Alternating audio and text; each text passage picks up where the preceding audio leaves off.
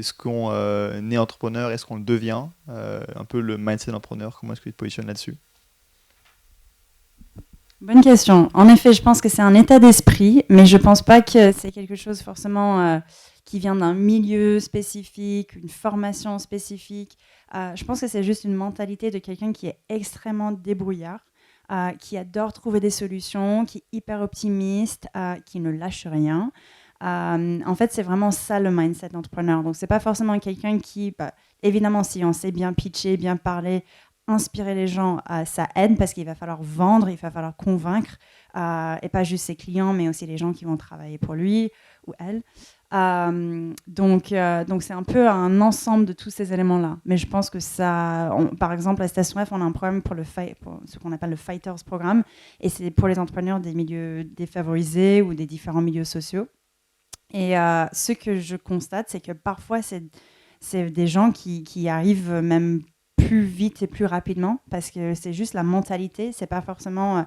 Ils n'ont jamais eu les codes ou les réseaux comme les autres, mais en fait, ils arrivent quand même à vraiment se démarquer, à vraiment avancer et trouver des solutions à ce qu'ils ont envie de faire. Et du coup, pour rester sur cette question de mentalité, peut-être est-ce qu'on peut comparer l'écosystème français à l'écosystème peut-être américain ou britannique, notamment dans les écoles, quand on est étudiant, on nous apprend en France à pas forcément aller vers l'échec, à essayer d'éviter à tout prix d'échouer, et je pense que c'est très différent de la mentalité aux États-Unis où l'échec est beaucoup moins diabolisé qu'ici. Est-ce que tu penses que ça se ressent dans la façon d'entreprendre entre la France et les États-Unis, par exemple? C'est ce qui m'avait inspiré pour monter la conférence FameCon, mais ça c'était en 2011, donc les choses ont beaucoup évolué depuis. Je pense que ça commence à être beaucoup moins tabou que ça l'était. Et de toute façon, l'idée, c'était pas d'encourager l'échec, c'était vraiment d'apprendre de ses erreurs et partager ses learnings avec les autres. En termes de mentalité, qu'est-ce que je vois? Ce qui m'avait frappé quand je venais d'arriver en France, c'était surtout la façon qu'on pose des questions en cours. Mais vous allez me dire si je me trompe ou pas. Mais moi, j'avais l'impression qu'il y avait des mauvaises questions en France. On était capable de poser une question qui n'était pas vue comme une bonne question. Alors qu'aux États-Unis, ce concept n'existe pas. Toutes les questions sont des bonnes questions, toutes les questions sont encouragées. Et donc, j'avais assisté à quelques cours où même le prof parfois disait « Mais pourquoi vous avez posé cette question ?» J'étais un peu choquée parce que ça n'encourage pas vraiment la prise de risque et l'apprentissage et le partage même de ses erreurs et ses échecs. Donc ça m'avait frappé. Mais sinon, dans le milieu entrepreneurial, je ne vois pas énormément de différences. En vrai, ce que je vois aujourd'hui, c'est surtout, et ce qui a toujours été le cas, ça n'a jamais changé depuis mon arrivée, c'est on parle beaucoup moins de l'envie de gagner de l'argent en France. Et donc, j'ai jamais entendu l'entrepreneur français me dire je fais cette entreprise ou je monte cette start-up pour devenir milliardaire. Je n'ai jamais entendu ça. Alors qu'aux États-Unis, no shame, les gens vont dire j'ai envie de bosser 2 ans de devenir riche. Et je trouve d'ailleurs c'est beaucoup plus inspirant le discours en France parce que j'ai pas non plus envie de travailler pour quelqu'un qui a tout simplement envie de devenir riche. Donc voilà, c'est la différence majeure que je vois. Super, parce que du coup la première question c'était de savoir un peu, effectivement l'entrepreneur français maintenant il ne cherche plus vraiment uniquement la réussite par l'argent, il y a aussi l'impact sociétal, environnemental. Est-ce que tu penses qu'il y a encore un peu des perspectives d'évolution pour les étudiants qui pensent que l'entrepreneuriat aujourd'hui c'est marginal mais aussi réussir très rapidement, ou est-ce que c'est un peu un postulat qui est faux? C'est complètement faux. Donc, c'est un marathon. Donc, quand vous montez une entreprise, ça va être très, très, très long. Et même les startups qui se font racheter après 3 ans, 4 ans, c'est super. Mais en fait, on a envie de voir en France des entreprises, des startups qui deviennent, aujourd'hui on parle des licornes, mais on a envie de voir une startup qui est dans le CAC 40. Donc vraiment, si vous montez une startup, il faut être là pour le long game. C'est pas quelque chose qu'il faut lâcher après 3 ans, 4 ans. Et ça commence à être un peu mal vu. À l'époque, quand moi je venais d'arriver, l'écosystème était beaucoup plus jeune, beaucoup moins mature. Et donc, toute réussite était une réussite. Là, aujourd'hui, on commence à avoir des stades de réussite différentes. Donc, on encourage des gens à vraiment rester entrepreneurs, à vraiment développer leur boîte. Et on commence enfin à avoir des startups en France qui rachètent les concurrents étrangers. Ce n'était pas le cas avant. Tu as indiqué d'ailleurs que quand tu es arrivé il y a 13 ans, l'écosystème était moins mature, il y a beaucoup de choses qui ont changé depuis ton arrivée. Et du coup, est-ce qu'on peut revenir sur ces choses-là qui ont changé? Qu'est-ce qui fait qu'aujourd'hui, en France, c'est différent d'entreprendre quand on est étudiant ou en général que ça ne l'était il y a 13 ans dans le même pays? Waouh, par quoi commencer? En vrai, je pense que c'était un changement sur plusieurs niveaux. Je pense qu'il y avait un gros changement culturel parce que moi, quand j'étais en cours, il n'y avait pas un incubateur à Sciences Po à l'époque. Quand moi, j'écrivais mes articles pour TechCrunch, tous mes camarades me regardaient en mode mais pourquoi tu fais ça? Ça sert à quoi? Et après le diplôme, j'avais des gens qui me contactaient pour me dire ah, tu travailles dans l'Internet? Et donc, c'était un peu étrange. Aujourd'hui, j'ai l'impression que ça a complètement changé. Une majorité des étudiants, j'ai l'impression, quel que soit le sujet qu'ils ont étudié, ils ont envie d'entreprendre, rejoindre des startups, contribuer à cet écosystème qui est en train de se développer. Donc ça, c'est juste un changement culturel. Après, en termes d'infrastructure, quand moi je suis arrivée, il n'y avait pas un seul accélérateur en France. Le mot n'était pas encore arrivé. Donc, l'année que, je pense que c'était en 2011, on avait le camping qui a commencé en France avec le premier accélérateur. Ça a explosé par la suite. Donc, en termes d'infrastructure, en termes d'accompagnement, en termes d'offres, tout ça s'est développé après. Et pareil, je trouve aussi en termes de code, en termes de culture, en termes de environnement pour travailler, il y avait aussi évidemment tout ce qui est effet politique. Et je ne dis pas que c'était un changement le jour où Macron est arrivé, mais c'était tout le travail qui était fait en amont. Et le jour où on avait un président qui incarnait un peu ce mindset un peu pro-business, en fait, ça a fait venir tous les acteurs étrangers, on a fait revenir les talents, on a fait venir tous les investisseurs étrangers. Et c'était évidemment aussi accéléré par les effets géopolitiques de Trump aux États-Unis, de Brexit à Londres, les écosystèmes un peu classiques qui ont perdu un peu leur place, qui devenaient trop chers, pas assez accessibles, surtout pour débuter une histoire entrepreneuriale. Et donc, beaucoup de regards vers la France. Et donc, c'était pile au moment que Station F est arrivée, mais évidemment, pas que Station F qui est joué dans l'histoire. Super. Pour rebondir un peu sur la dimension école que tu mettais en avant, est-ce que tu penses qu'aujourd'hui, les étudiants qui nous écoutent quand ils veulent entreprendre, c'est un peu une étape indispensable de se rattacher à leur incubateur des grandes écoles? Est-ce que c'est souvent un peu contre-intuitif parce qu'ils veulent souvent un peu des résultats, il y a une dimension scolaire, peut-être un peu trop pédagogique? Est-ce qu'ils doivent se tourner plus vers l'extérieur? Quels seraient tes conseils à ce niveau-là? Est-ce qu'aujourd'hui, dans les écoles, il y a beaucoup d'incubateurs qui cherchent un peu à accaparer les talents et ceux qui veulent entreprendre dans les universités, que ce soit les universités ou écoles de commerce? Est-ce que tu penses que c'est une bonne chose? Est-ce que être incubé dans une école de commerce, c'est bien? Est-ce que ça peut être contre-intuitif par rapport à, disons, une non-ouverture qui est vers l'écosystème? Comment tu te positionnes par rapport à ça? Pour les étudiants, je pense que je recommande des incubateurs, pas juste d'école, mais n'importe quel incubateur ou accélérateur, parce que vous avez un peu moins de bagages professionnels, vous avez un peu moins de réseau. Et je pense que être dans ce genre d'environnement où vous êtes un peu entouré, vous avez déjà un peu les ressources qu'il vous faut, vous avez des choses, j'ai pas envie de dire que c'est pré-mâché, mais en fait, vous avez déjà quelqu'un qui a fait le filtre pour vous. Ça peut vraiment vous aider et vous guider. Sinon, si vous n'êtes pas dans une structure qui peut vous accompagner, je pense que vous êtes un peu potentiellement trop seul.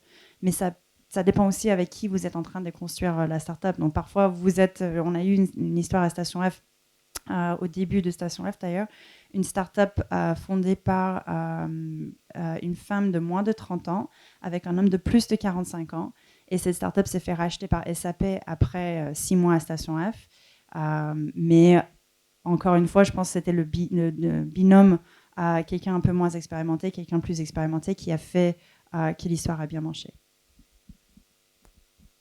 D'accord, et c'est vrai que dans les écoles supérieures, il y a beaucoup de ressources qui sont mises à disposition des étudiants entrepreneurs, comme tu le disais. Est-ce que cependant, il y a peut-être des inégalités entre les écoles et qu'il y a peut-être un même vivier d'écoles qui donne lieu à des entrepreneurs et à des startups brillantes? et d'autres qui sont beaucoup moins représentés dans l'écosystème français aujourd'hui, et comment on pourrait faire pour rendre l'écosystème un peu plus inclusif et inclure des étudiants venus d'écoles plus variées? Très, très, très bonne question et entièrement d'accord. C'est la réalité. Comment on peut faire pour changer ça? Déjà, je pense que il faut peut-être que nous aussi, je pense à un lieu comme Station F parce qu'on a des écoles qui sont des écoles les plus connues, avec un PDG assez connu qui a remarqué justement qu'il n'y avait pas des écoles un peu moins connues. Et donc là, peut-être il y a un travail aussi à faire de notre côté, d'aller les chercher, ou aussi d'aller sur le terrain, pas forcément les faire venir là où on est, mais d'aller les voir, de se déplacer. Je pense que ça peut aussi avoir un effet. Mais sinon, c'est beaucoup. Je trouve qu'aujourd'hui, déjà, cette prise de conscience fait que les gens ils sont en train de travailler différemment, réfléchir différemment, et ils essayent parfois de mettre. Je ne suis pas un énorme fan des quotas, mais parfois on met des quotas pour vérifier qu'on a des différentes populations qui sont bien représentées dans tout ce qu'on fait, que ce soit organiser un événement ou accepter un partenaire, par exemple. Très bien. Et question un peu d'un point de vue global. Tu penses pour toi, entreprendre en tant qu'étudiant, quelles sont encore aujourd'hui vraiment les difficultés et selon toi les perspectives d'évolution? Si tu étais étudiante actuellement, ou tu te prends le plonge une vingtaine d'années en arrière, ou en 15 ans plutôt, je ne sais pas exactement, mais c'est quoi selon toi vraiment les choses qui manquent encore à l'écosystème étudiant? C'est hyper difficile pour moi de dire, mais j'ai l'impression. Je ne sais pas s'il manque vraiment de ressources. Je ne dirais pas ça. Je suis d'accord que c'est peut-être un peu plus difficile de lever de l'argent parce que peut-être vous avez un peu moins le réseau ou peut-être même juste, entre guillemets, la crédibilité. Les gens, ils ont besoin de voir c'est quoi les preuves. Mais en fait, si vous avez développé quelque chose, il y a déjà une traction, il y a déjà des gens qui achètent ou qui testent ou qui utilisent, ça peut être suffisant pour convaincre. J'ai du mal à vraiment dire qu'est-ce qui manque parce que je suis assez convaincue que c'est un des meilleurs moments de sa vie pour entreprendre et pour lancer quelque chose. Et peut-être pour revenir à un aspect un peu plus pratique qui pourrait parler aux gens ici qui sont en train de monter une boîte, quand on est étudiant, on peut se dire que pour trouver un associé, on pourrait le trouver dans ses camarades de classe ou dans ses amis qu'on rencontre à l'école. Est-ce que, y a tout un enjeu sur trouver le bon associé pour avoir un projet qui dure? Est-ce que ça suffit de bien s'entendre avec un camarade de classe ou est-ce qu'il faudrait trouver un associé via d'autres moyens? Je pense à l'école 42 de code qui donne lieu à beaucoup d'associations parce que les gens travaillent ensemble pendant plusieurs mois, ils voient leur façon de travailler et ils voient si ça matche ou pas avec la leur. Et donc, est-ce que tu aurais une perspective sur cette question-là? Oui, c'est évidemment pas suffisant de juste bien s'entendre. Il y a des entreprises qui se créent comme ça, il y en a qui marchent, mais ce qui rassure beaucoup plus et ce qui est parfois plus confortable même pour l'équipe, pour les fondateurs, c'est d'avoir déjà travaillé quelque chose ensemble. Donc là, je pense que l'exemple des 42 est hyper parlant. Et ça peut être même un travail que vous avez fait à l'école, mais je pense qu'on a envie, surtout les investisseurs, ils ont envie de voir que vous avez vécu quelque chose de difficile ensemble, vous avez construit quelque chose ensemble, il y avait des moments où vous n'étiez pas d'accord, où il y avait des choix, des décisions à prendre, et vous avez réussi à gérer ça entre vous. Ça, c'est beaucoup plus rassurant. Il y a même des équipes qui sont capables de montrer ça sans avoir eu cette interaction avant. Donc, par exemple, on a un programme à Station F, Entrepreneur First, où on peut venir sans équipe et sans idée. Et en fait, ce qu'ils font, c'est ils font travailler les différentes équipes, enfin les personnes se rencontrent et ils vont tester les différents projets ensemble pendant une période de 3 mois, mais ils essayent de fixer des objectifs après une semaine. Voilà, est-ce que vous avez fait un premier milestone avec la personne ou est-ce que ça n'a pas marché? Et voilà, ça vous force en fait à tester, travailler avec différentes personnes pour trouver la bonne personne. Mais en fait, c'est le genre de choses que vous pouvez faire juste entre vous. Si vous avez quelqu'un avec qui vous avez envie de travailler, rien n'est mieux que de faire un petit test et de dire on va travailler ensemble un week-end, une semaine, un mois, 3 mois. Et vraiment, il faut se poser des questions difficiles. Ce que je vois souvent, c'est le début. Les gens, ils sont amis. Donc, du coup, ils vont pas vraiment écrire quelque chose en mode contractuel. Ils disent, bah non, on se comprend, on se connaît, voilà, et lui, il va s'occuper de ça, moi, je vais faire ça. 6 mois plus tard, bah, lui, il prend la parole tout le temps, il est hyper visible, moi, je fais ça. Enfin, et on voit plein de différentes inégalités.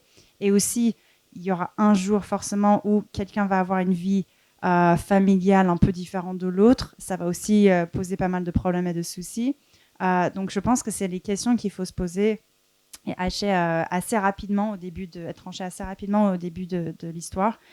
Donc, je vous conseille de faire ces tests, de poser les questions difficiles et de tout écrire. Parce que le jour où vous dites « Ah, mais en fait, je n'ai pas dit ça, je n'ai pas compris ça », il faut ce bout de papier, même si ce n'est pas un contrat signé par un avocat, juste un bout de papier où vous avez mis sur noir et blanc qu'est-ce que ça voulait dire. Je suis d'accord qu'il faut pas chercher l'idée de génie. C'est pas ça qui va vraiment faire la différence. Je pense que c'est en fait la passion pour le problème et pas la solution. Mais vraiment, moi, ce qui m'intéresse toujours, c'est de savoir pourquoi cette personne s'est consacrée à ce sujet en particulier. Qu'est-ce qui fait que cette personne va trouver une meilleure solution, va mieux comprendre ses clients, va identifier quelque chose que les autres concurrents qui sont potentiellement aussi intéressés par le sujet que lui, qu'est-ce que lui il a que les autres vont pas avoir. Donc c'est ça que je vais essayer de comprendre et de chercher. Et puis on a parlé tout à l'heure du fait que l'entrepreneuriat c'est un marathon, mais j'ai besoin de voir quelqu'un qui est amoureux de ce problème. La solution va changer 20 000 fois. Vous allez faire un prototype, ça va pas être le bon, le client ne va pas être d'accord, vous allez faire des pivots dans tous les sens, mais le problème il va toujours rester le même.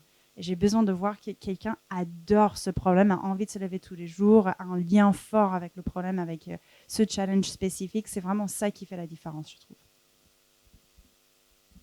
Et pour aider ces personnes à lancer leur projet et à réussir, est-ce qu'il y a des écosystèmes autres que la France, pour rester dans cette dimension comparative, qui font mieux que nous aujourd'hui pour les encourager à entreprendre? Et si c'est le cas, qu'est-ce qu'on pourrait faire pour s'améliorer et rendre l'écosystème français, qui a beaucoup évolué, tu l'as dit, ces dernières années, pour le rendre encore plus encourageant pour les entrepreneurs et les étudiants entrepreneurs en particulier? Oui, entièrement d'accord qu'aujourd'hui, la France n'est pas numéro 1 sur la planète en termes d'écosystème entrepreneur, mais on a fait un énorme chemin depuis un certain temps. Aujourd'hui, on est quand même parmi les meilleurs écosystèmes sur plein de différents niveaux. Et je pense que d'année en année, on est en train de voir une progression, donc je ne sais pas jusqu'où ça va aller. Mais il y a encore peut-être des choses qu'on pourrait améliorer. En termes évidemment, aujourd'hui, un sujet majeur qui commence à se poser, qui commence à être visible, c'est le sujet des talents et de recrutement. Et on a besoin de recruter des profils expérimentés et internationaux. Quand je parle d'expérimentés, c'est des gens qui ont déjà fait des entreprises, qui ont fait des rentrées en bourse. Et là, on n'a pas énormément de startups qui ont vécu ça en France. Il n'y en a pas beaucoup dans l'écosystème, donc il faut aller chercher ailleurs. Et pour faire venir quelqu'un de profil étranger en France, la personne ne parle peut-être pas la langue ou n'a jamais vécu ici. Enfin, c'est beaucoup moins facile d'arriver en France que d'arriver à Londres, d'arriver aux États-Unis, d'arriver dans les autres pays où on parle déjà la langue, on peut avoir accès facilement à tous les infrastructures. Je ne parle pas d'infrastructures pour monter une entreprise, mais infrastructures quotidiennes, des écoles, le métro, je ne sais pas quoi. Juste tout faire dans sa langue ou en anglais, parce que la plupart du temps, c'est la langue par défaut. Donc ça, c'est des choses qu'aujourd'hui, je trouve la French Tech regarde, parce qu'ils savent que c'est ça qui va vraiment changer quelque chose. Ils ont déjà travaillé le sujet des visas. Bon, ça, c'est réglé. Mais maintenant, il y a beaucoup, beaucoup d'autres choses à faire, parce que ce n'est pas juste un visa qui fait venir des gens. Sujet majeur. Deuxième, je dirais, il y a encore des améliorations à faire au niveau financement, même si aujourd'hui, il n'y a pas de gros problèmes de financement, à mon avis, mais on a encore un écosystème de business angel qui n'est pas hyper développé et structuré comparé à d'autres pays, et aussi un capital développement. On a quelques fonds aujourd'hui qui le font, mais on a besoin d'aller chercher à l'étranger souvent quand on veut dépasser la série C ou D. Et je dirais que c'est les deux sujets vraiment majeurs que je vois, c'est talent, et surtout talent étranger et expérimenté, et financement. Est-ce que vous voulez directement passer aux questions ou encore une petite question? Très bien, on va avoir un petit quart d'heure, 1 minute pour des questions.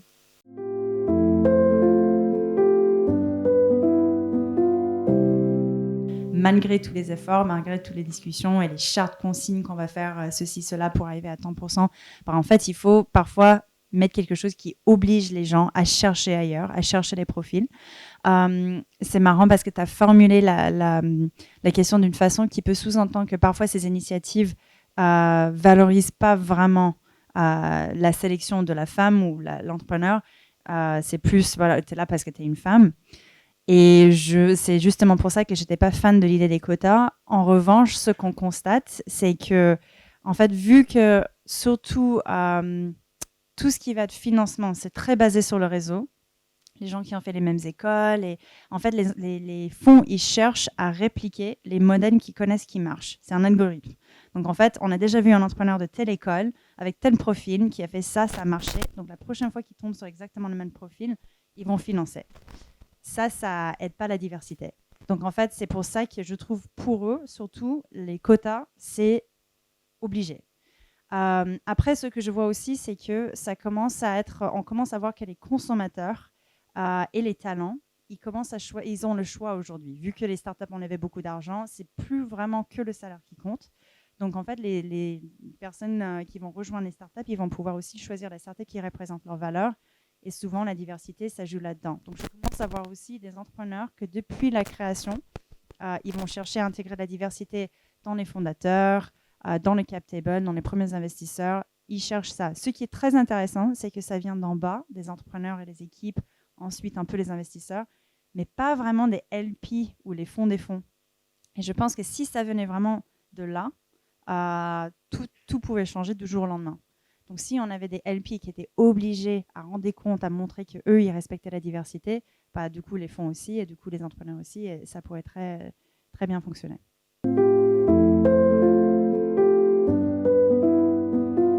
Sur ce sujet de smart money, en vrai, je pense que l'idée, c'est vraiment de trouver surtout une personne qui peut faire la différence.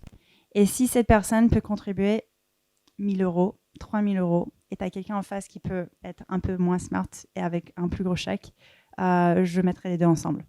Je pense que souvent, si on tombe sur une personne, toutes les personnes qui veulent investir, ils ont des différents réseaux avec lesquels ils travaillent. Et parfois, si vous ne voulez pas demander directement de l'argent, on demande souvent des conseils à quelqu'un. Et donc, demander à un entrepreneur avec qui vous avez envie de travailler ou avoir dans le cap table, parfois demander un conseil. Si la personne ne va pas investir, lui, demander s'il connaît des personnes, et c'est juste un effet de réseau. Mais en vrai, ce que je vois aujourd'hui, c'est que les entrepreneurs sont prêts à faire de la place dans les cap tables pour les micro-chèques, mais des gens avec une expertise, un réseau, quelque chose de très important pour le business. Donc, le smart money, parfois, c'est pas énormément de money, mais c'est beaucoup de smart. Sinon, comment suivre les cours et ne pas drop out? Je suis très mauvais exemple parce que je pense que j'aurais dû drop out quand j'étais chez TechCrunch. J'ai dû écrire 90 articles par mois avec les cours. Donc, j'écrivais des articles en cours. Et donc, je ne saurais pas comment conseiller. En vrai, je pense que si le business commence à vraiment décoller, il y a un choix. Et vous allez me dire à ce moment-là ce que vous avez choisi.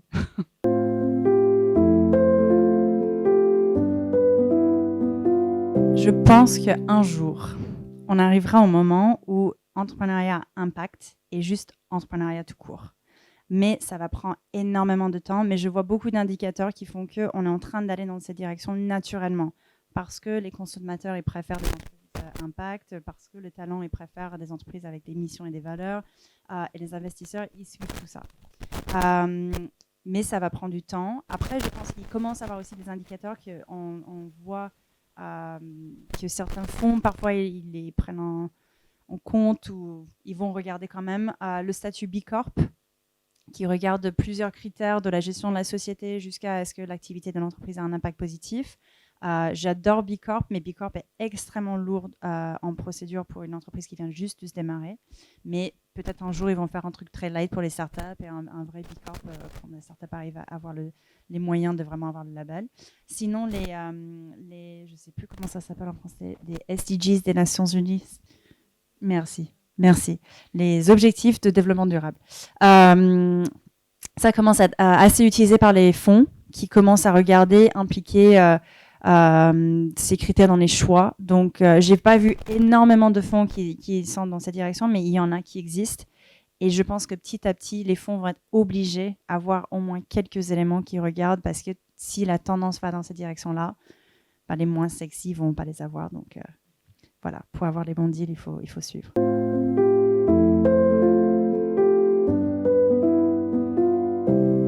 En fait, je pense qu'il y a beaucoup de sujets qu'il faut voir dès le début, être hyper clair sur les responsabilités. Et ça va être bête, mais CEO pour une personne ne veut pas dire CEO exactement la même chose, CEO pour l'autre personne. Donc, bien trancher, pas juste le titre, mais vraiment qu'est-ce qu'on met derrière chaque mot. La façon de travailler.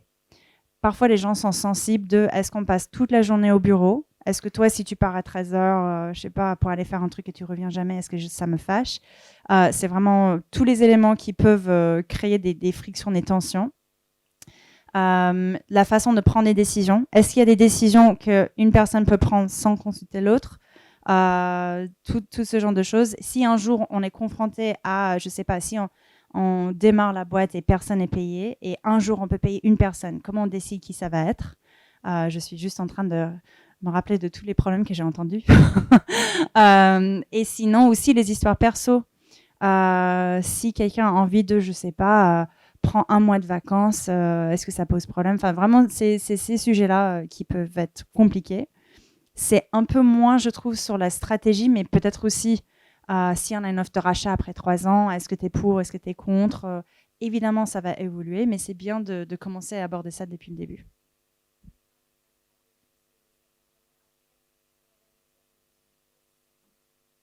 Je dirais dans un second temps, parce qu'il y a des choses qui vont évoluer, des opportunités que vous n'aurez pas imaginées ou qui ne vont pas être exactement ce que vous avez mis à l'écrit. Je dirais vraiment, c'est des choses qui peuvent vous frustrer juste dans le quotidien. Mais la stratégie des moments un peu clés qui peuvent vraiment tout changer sur l'avenir de la startup, oui, ils sont peut-être abordés là tout de suite.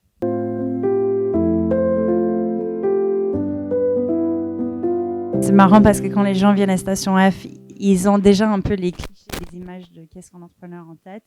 Et ils pensent tous qu'un entrepreneur, c'est un jeune de 25 ans sorti de l'école. Voilà. La réalité, c'est que oui, l'âge moyen des entrepreneurs, je trouvais assez jeune. À Station F, c'est autour de 31 ans. L'âge moyen des entrepreneurs à succès est plutôt autour de 45 ans. C'est pas pour vous décourager.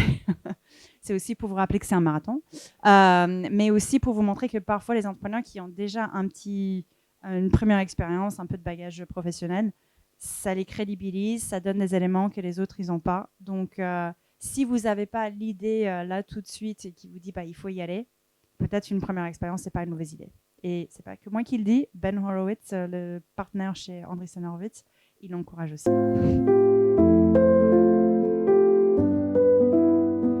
Je ne suis pas experte de tous les écosystèmes parce qu'il y a des continents que je connais beaucoup moins bien. Donc, Amérique latine, je ne pourrais pas vous dire.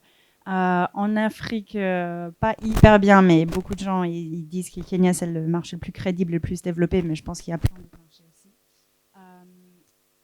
En Europe, on commence à avoir des écosystèmes qui se développent pas mal. Et je dirais que les 3 principaux, ça reste l'Allemagne, la France et l'Angleterre, si on compte toujours l'Angleterre là-dedans. Les Nordiques aussi. Ils ont des super startups. Pays-Bas a aussi un bon écosystème, mais la France, l'Allemagne et l'Angleterre sont quand même toujours des top 3. Je sais que Lisbonne, après, je vois qu'il y a aussi des tendances à faire un écosystème autour d'un sujet spécifique, et surtout en ce moment, crypto est un sujet tellement sexy et tout le monde a envie d'avoir l'écosystème crypto chez lui. Donc, Lisbonne, il me semble, est en train de vraiment travailler pour attirer beaucoup autour du crypto. La France aussi, on a fait une annonce ce matin autour de ce sujet et la France fait beaucoup dans cette direction-là. Et sinon, écosystème leader, mais depuis le premier jour, Israël. Petit marché où les gens étaient obligés à penser international depuis le premier jour et ça les a vachement servi. Et en plus, j'ai l'impression que l'armée israélienne est hyper formateur. Donc, il y a beaucoup de gens qui passent dans l'armée. Après, ils deviennent entrepreneurs et ils arrivent à monter des boîtes assez incroyables. Et je pense que souvent, les boîtes qu'on cite en nom start-up américaine ou succès américain, ils ont un lien avec Israël. Et sinon, impossible de ne pas citer la Chine.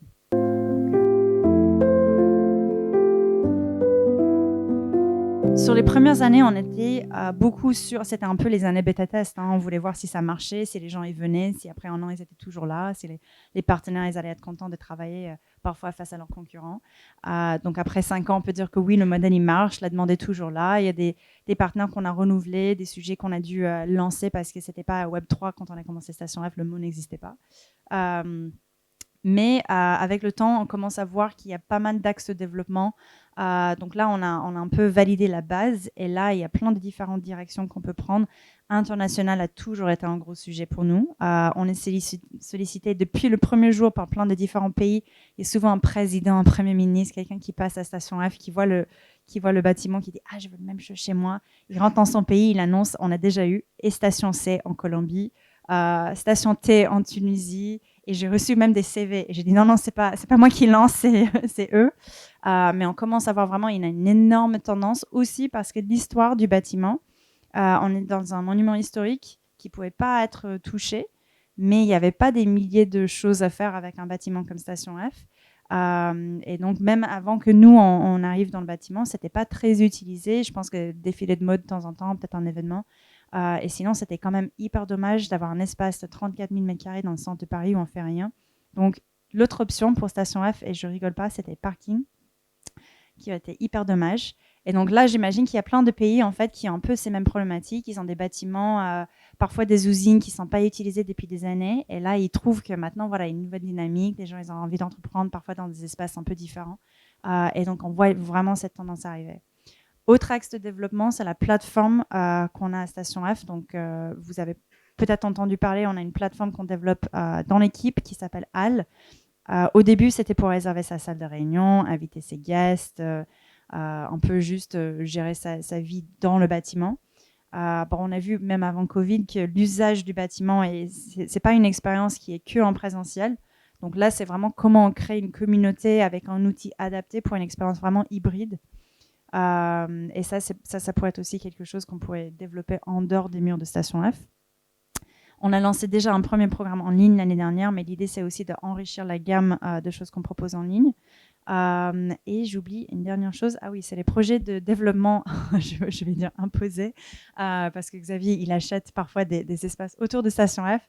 Et donc, on va avoir des projets d'extension dans ce sens-là aussi. Donc, on a un projet d'hôtel, on a des commerces, on a déjà lancé des co-living. Donc, aujourd'hui, on a dépassé les 50 000 m², mais il y a encore beaucoup de mètres carrés qui vont arriver dans les mois et des années à venir.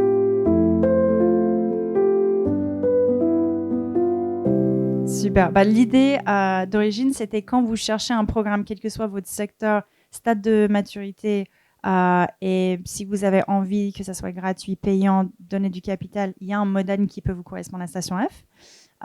Donc là, sur les 30 programmes, on a un tiers qui sont gérés par des corporates, et on travaille toujours avec l'acteur qu'on estime est le plus crédible sur son secteur.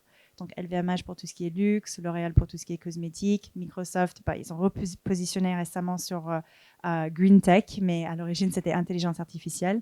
Facebook sur tout ce qui est data, et eux ils sont en train de repositionner aussi le programme. Donc ça vous donne une petite idée, mais voilà, les corporates souvent c'est un thématique. Sinon on a un tiers qui sont faits avec des écoles, on a des écoles d'ingénieurs, on a des écoles de commerce. Centre Supélec a un programme aussi chez nous depuis un certain temps. L'année dernière, il me semble. Mais sinon, on a un tiers des programmes qui sont faits par les écoles et c'est pas que avoir le diplôme. Parfois, ils sont aussi OK pour quelqu'un si une des personnes dans l'équipe est un alumni ou a déjà fait un certificat en ligne ou un lien avec l'école. Ils commencent à être beaucoup plus flexibles pour faire rentrer plus de monde. Et un tiers de nos programmes qui sont des organisations entrepreneuriales comme Entrepreneur First, que j'ai évoqué tout à l'heure quand j'ai dit il y a un programme où vous pouvez arriver sans cofondateur et sans idée. C'est un acteur comme Entrepreneur First qui est un acteur de Londres, il me semble. Ouais. Voilà, donc ça vous donne une petite idée. Comment postuler? Tout est en ligne sur le même site, stationf.co. Vous allez sur la page programme.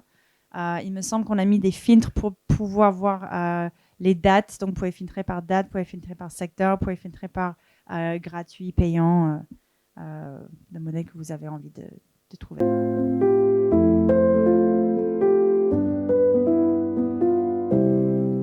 C'est le fondateur de PayFit, en fait, qui avait... Là, aujourd'hui, il a 29 ans.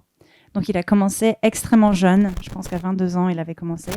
Et on avait demandé comment il a fait pour embaucher son premier salarié. Je trouve que c'est la même façon de penser qu'il faut pour convaincre n'importe qui, en vrai.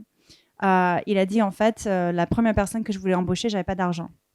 Mais je voulais lui montrer que j'étais capable de faire quelque chose. Donc, la seule façon de lui montrer que j'étais capable, c'est de lui montrer que j'avançais toutes les semaines. Chaque semaine, je lui montrais, voilà ce que j'ai fait cette semaine, voilà comment j'ai avancé.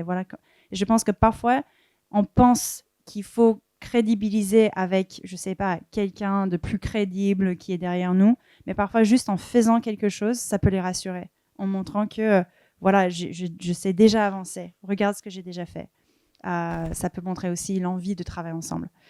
Sinon, vous pouvez aussi demander des références. Si vous avez des gens crédibles qui peuvent dire quelque chose, ils ont déjà travaillé avec vous, vous êtes quelqu'un de bien, vous savez ce que vous faites, ça c'est toujours bien, mais je trouve que la preuve est toujours beaucoup plus parlant.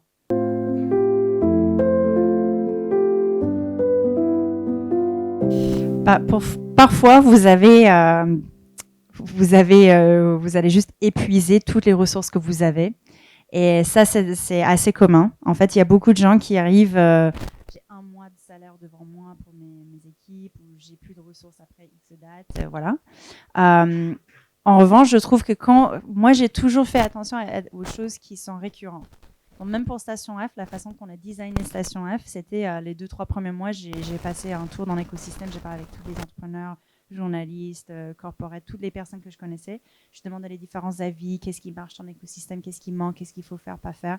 Et en fait, une fois qu'il y avait des choses qui se répétaient, je fais, OK, ça, il faut peut-être écouter. Après, il y avait des idées un peu incroyables que j'aurais peut-être dû garder, mais j'ai pas fait. Un spa pour start-up, ça, c'était mon préféré. Mais sinon, je trouve que c'est aussi valable dans tout ce qu'il faut pas faire. Et quand on a plusieurs clients qui répètent quelque chose, je pense qu'il faut commencer à écouter. Après, il y a des super exemples des gens qui ont été tellement convaincus, ils savaient que ça allait marcher, ils étaient prêts à tout donner, même s'ils n'avaient pas de salaire, même s'ils épuisaient tout, ils étaient prêts à continuer encore. Bah, si vous êtes dans ce cas-là, continuez. Hein. Mais si ce n'est pas vous, et si vous avez déjà entendu plusieurs fois, vous commencez à avoir des signaux, je pense que parfois, il faut vraiment les prendre en compte.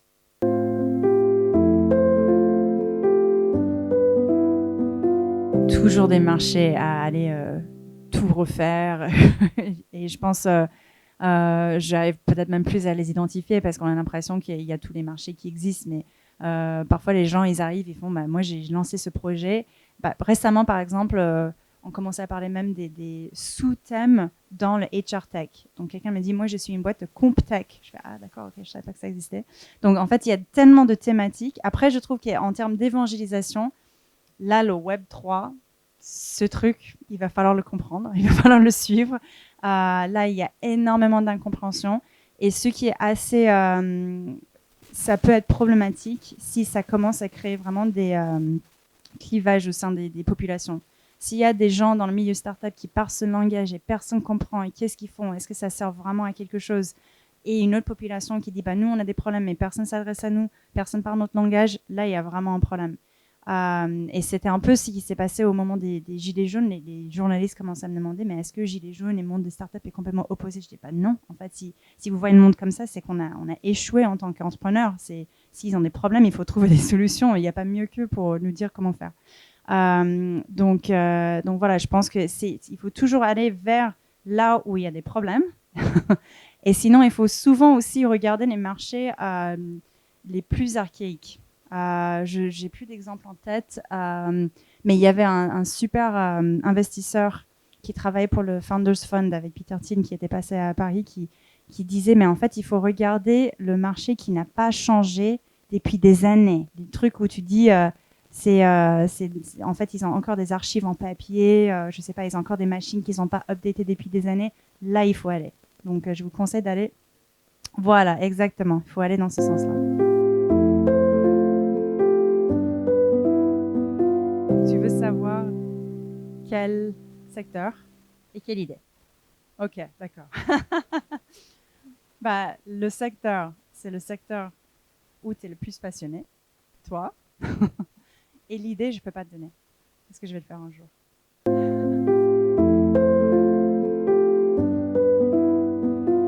Déjà, j'espère beaucoup que le programme Binance va aider, mais évidemment, ça s'adresse surtout aux acteurs qui sont déjà un peu dans ce milieu.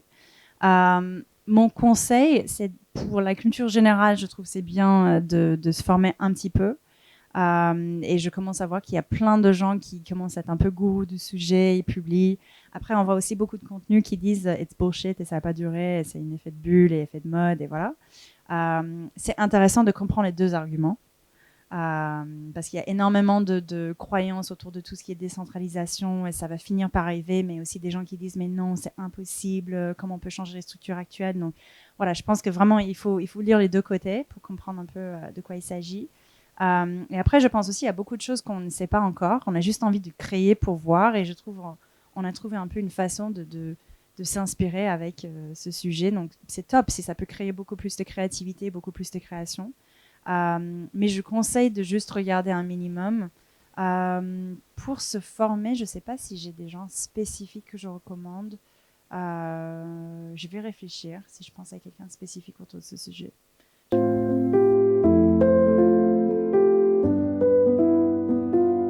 Très bonne question. Quel est l'intérêt d'un incubateur? Tous les incubateurs, évidemment, ont leurs petites différences, mais globalement, ça donne quoi? Ça donne accès à des ressources, donc ça peut être des outils, des experts, parfois avec des prix préférentiels, voire gratuits. Ça peut donner accès à un espace de travail dans certains cas, mais pas toujours. Y Combinator, par exemple, il n'y a pas de lieu physique qui existe pour travailler. En fait, ils encourageaient avant le Covid d'aller habiter pendant 3 mois avec son équipe. Et je trouve aussi, ça c'est une très bonne recommandation, si vous voulez voir si ça marche avec votre cofondateur, faites ça pendant 3 mois. Mais sinon, les autres ressources, c'est aussi la communauté et accès à tous les contacts que vous pouvez avoir. Vous avez besoin de recruter, vous avez besoin de trouver des clients, vous avez besoin de plein de différents contacts qui peuvent vous aider. Vous allez trouver tout ça au sein d'un incubateur. Donc, évidemment, on a tout ça à Station F. Mais pourquoi les gens viennent à Station F? C'est drôle, mais j'ai l'impression que ce sujet ressources, comme il existe un peu dans tous les incubateurs, c'est plus vraiment ça le sujet. Qu'est-ce qu'ils veulent? En fait, ils aiment bien déjà avoir le nom Station F. Donc, ils ont l'impression que ça ouvre beaucoup plus de portes quand on veut avoir accès à un contact, avoir un rendez-vous. Il y a des gens qui veulent encore se déplacer pour voir Station F. Donc, avoir ce rendez-vous est beaucoup plus facile. Il y a des gens qui, par défaut, ils ne connaissent pas d'autres structures en France. Donc, quand ils veulent candidater quelque part, ils vont candidater sur le site de Station F où on a tous les jobs pour l'ensemble des startups.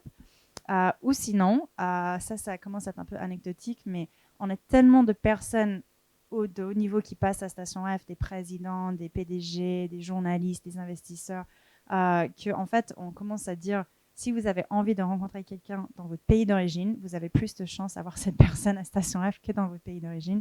Et on a même des exemples qui montrent que des gens, ils ont pu avoir des contrats ou des contacts qui cherchaient, par exemple, une startup qui a signé un partenariat avec la ville de Helsinki grâce au fait qu'il a rencontré le maire de Helsinki sur place à Station F. Donc voilà, il y a des petites anecdotes comme ça. Mais tous les incubateurs, évidemment, il y a les bases.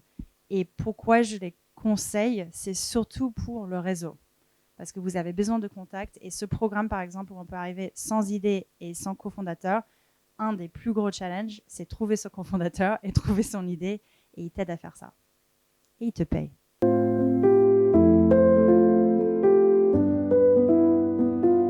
En fait, on commence à voir aussi beaucoup d'évangélisation du fait de monter des plans de stock options. En France, ce n'était pas le cas il y a peut-être même 3 ans. Et aujourd'hui, toutes les boîtes le font. En fait, tout ce qu'on peut faire pour attirer des salariés, aujourd'hui, on le fait. Donc, ils commencent à voir pas juste le salaire, ils commencent à avoir des BSPCE, ils commencent à avoir plein de différents avantages, ils commencent à investir dans des outils, dans les offres. C'est un peu l'effet, vous vous rappelez peut-être des histoires qu'on entendait sur le campus Google aux États-Unis, le siège où ils avaient le coiffeur, le chef étoilé, je ne sais pas quoi est-ce qu'il y avait, mais voilà, c'est tout ça qui commence maintenant à arriver à son niveau en France.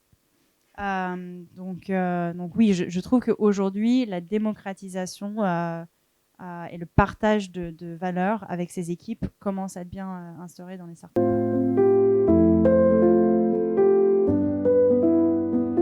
Quand il y a des concurrents, c'est très bon signe. Il faut toujours en parler. Les gens, ils ont toujours honte. Ils sont les seuls sur le marché. Il veut dire qu'ils sont niches, il n'y a pas de concurrence. Non, il faut toujours montrer. Et souvent, la meilleure façon de parler de ses concurrents, c'est de montrer il y a l'acteur aux États-Unis ou en Chine ou je ne sais pas où qui a déjà levé des centaines de millions. Regarde, il ne faut pas rater cette opportunité de faire la même chose ici. Sinon, si on est seul à avoir cette idée, est-ce que c'est une mauvaise idée?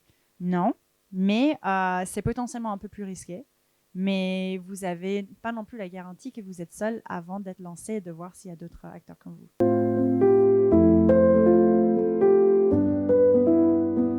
On peut terminer là-dessus. Merci beaucoup Roxane d'être venue parler d'entrepreneuriat avec nous, d'avoir partagé tes conseils aux étudiants entrepreneurs qui sont là. Merci à tous d'être venus et d'avoir posé vos questions. On espère que ça vous a plu et que vous avez appris quelque chose. Et bonne soirée à tout le monde.